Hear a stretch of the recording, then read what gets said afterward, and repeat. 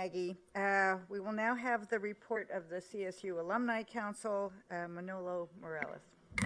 Thank you so much, Tara Eisen, and thank you for your leadership over these past 2 years. We look forward to working with you as you continue your service on board. Fortunately for everybody, I won't be singing. Unfortunately, I don't have any candy either, so we're going to have to make that just the deal we have. The first thing I'd like to do is draw your attention to the Made in CSU booklet you have on your chairs. This is the 2018 edition showcasing alumni from key industries who are leading California and really all over the world. Also in the lobby, we have poster size versions of this, and also a website which features hundreds of alumni that's sorted by campus and by industry. Now, the Alumni Council, as you've heard me talk about for the past year, has been working on how we can really assimilate ourselves with the graduation initiative, particularly in 2 key areas: career prep and supporting students' basic needs. To that end, I wanted to give a brief progress report on where we've been over the last 2 years as we've really been looking at this. There has been initial progress on every campus, as you know, and the opportunities for alumni to be engaged are ever increasing.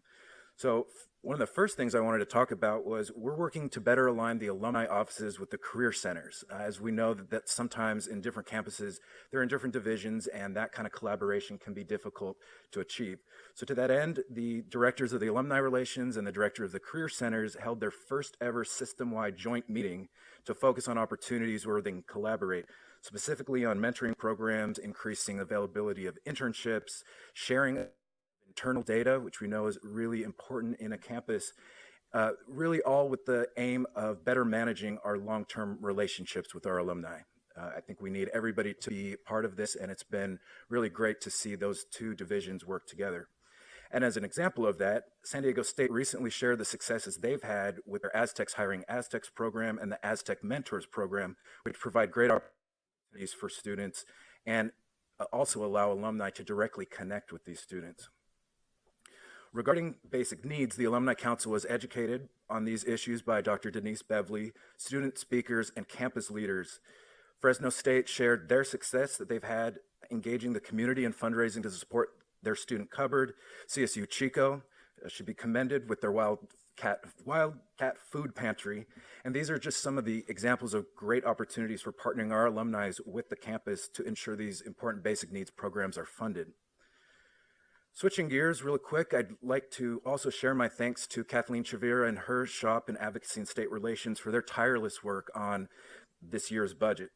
Along with my executive team, I've been able to join on legislative visits, roundtable discussions, stakeholder meetings, the rally at the Capitol, and other advocacy events in support of the university. The Alumni Council is extremely proud to be a part of this final push for the budget.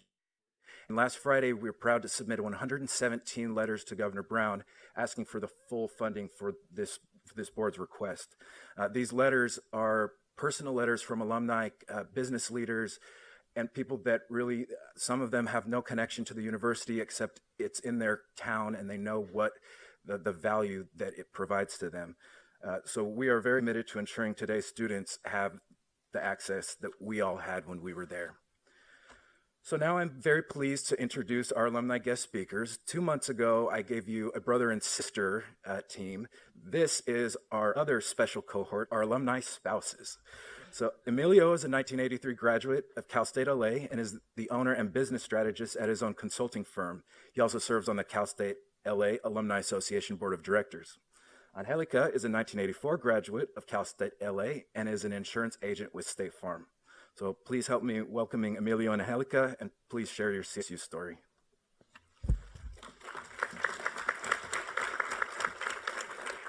Chancellor White and the Board of Trustees, it's truly an honor to be here to share our experience. How did Cal State LA make a positive impact on me? Number 1, I met my wife there. And number 2, provided me the opportunity to become a CPA and to complete my MBA work at Pepperdine and to provide a comfortable living for my family. And coming from a low-income, hardworking family, Cal State LA was affordable and local. And for me, there weren't many other options at that point. Life is not a linear path. Passion, persistence, self-confidence, sharing and giving back are skills I developed at Cal State LA. Thanks to Cal State LA and the Educational Opportunity Program for giving me a chance to attend after not focusing well in high school. Thanks to Vera Sprague at the Career Center. Coincidentally, you bring that up because she helped me to focus and get my first couple jobs after graduating. I was very fortunate to complete my degree in 4 years because I said, I'm going to do this. Those words I shared were something that were important to me at that point in my life. So I focused on 4 years year-round and went through to get my degree. I'm currently on the Cal State LA Alumni Board, and I am very proud to give back to the university and to share with others and provide insight to young people when I'm asked to. Let's see. My other passions are, I've been a runner most of my adult life, so I'm the old guy that you talked about earlier. And after my kids grew up, I took up triathlon a couple years ago, and I completed my first half Ironman a couple months ago. And that was a tremendous accomplishment for me personally. And in 3 weeks, my wife is going to join me to go to Kona, to go to the holy grail of triathlon, where I'm going to do a half Ironman. I'm preparing and cautiously optimistic that I will do well in the heat and humidity. But that goes back to say thank you to Cal State LA for helping me to get the tools I needed to succeed in life through education. I believe in helping others, and I'm very lucky to have my life partner, Angelica, here with me.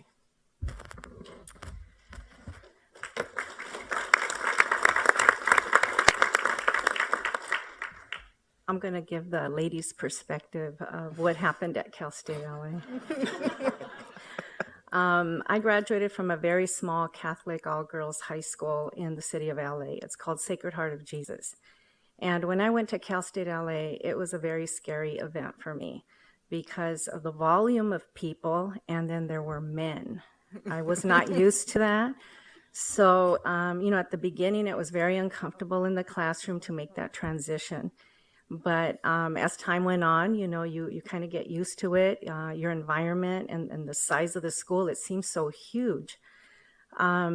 I went in undecided. I didn't know what I was going to do. The one thing that I did know is that I was going to find a husband, because that was my goal, to go to Cal State LA.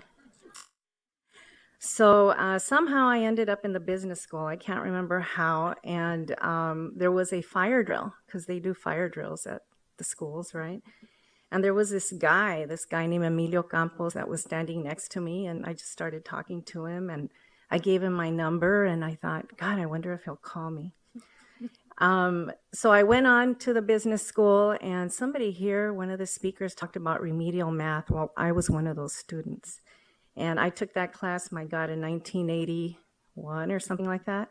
And if it wasn't for that remedial class that I took, I would not have the base that I needed in order to go on to, my God, had I known this was in the business school, I would have never done it. Statistics and economics and all these other math classes, that's horrible, but somehow I survived. Oh, and a finance class, oh my God, that was horrible. So about in my third year at Cal State LA, I told my boyfriend, I think I'm going to quit. You go ahead and graduate, and I'll just, follow you around or something. I don't know. And he said, what? Are you serious? I'm not going to marry you unless you graduate. I'm like, oh, my God. So here you go. That was my lollipop moment. Thank you very much for helping me during that rough spot. After graduating from Cal State LA, that career center you're talking about, well, it worked really well for me. There was a lady named Vera Sprague. You guys should know that name because I'm sure she's passed on by now. I didn't keep in touch with her. Maybe after 10 years of graduating, we would meet with her and thank her for everything she did for all the students at Cal State LA. She was a wonderful woman. I interviewed for State Farm on the campus. I was hired, and here I am 32 years later. I couldn't believe that what is State Farm Insurance? That's like an evil, ugly paper that you pay a lot of money for with a little promise on it, right? But I made that my career. It took me a while to decide to go small business because that's a scary thing. In the city of LA, there are so many rules and regulations and workers' comp and the labor board, and oh my God. But I just have a little degree from Cal State LA. I don't have a master's like him. I don't have a degree like a lot of my girlfriends went to USC or a UC campus. I was the only one that went to a Cal State campus. I don't even remember why, but that's the way it worked out. And that little Cal State LA business degree is the one that helped me to build my small business in the city of LA. So I'm very grateful to Cal State LA. So I'm such an exciting person that we still live about 5 blocks from Cal State LA, okay? So every day in the morning on my way to work and in the evening and on my way home, I pass by Cal State LA. And Dr. Corvino has done an unbelievable job at that school. I cannot believe the changes that have occurred in the past 2 years. Every day I just get more and more proud of being a Cal State LA graduate, really. The tuition. I want to talk a little bit about tuition so you guys have a little historical perspective. I don't know, how long do I have? I could talk a lot. Okay, so when I started at Cal State LA, my dad paid my tuition. And at Sacred Heart, it was $50 a month. At Cal State LA, it was $50 a quarter, back when it was quarter system, because it's no longer that. And my dad would say, why do people complain, about sending their kids to college if it's cheaper than high school? I'm like, oh my God, I didn't even pay attention to the pricing back then. You just said, Dad, that's the price. And now I know that the pricing has certainly gone up. And I'm hoping that Sacramento's going to help our schools, because I did read an article this morning in the paper about how we're asking for help. They need that. They truly do.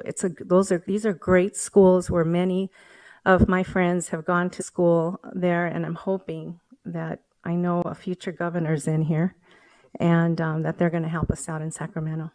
Anyways, nobody planted me here, by the way. This is me. I think that's it. Thank you very much for today. It was very inspiring.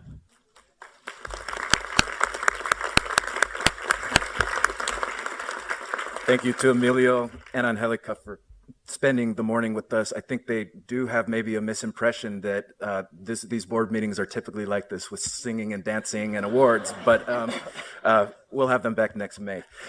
Chair Eisen, that concludes my report.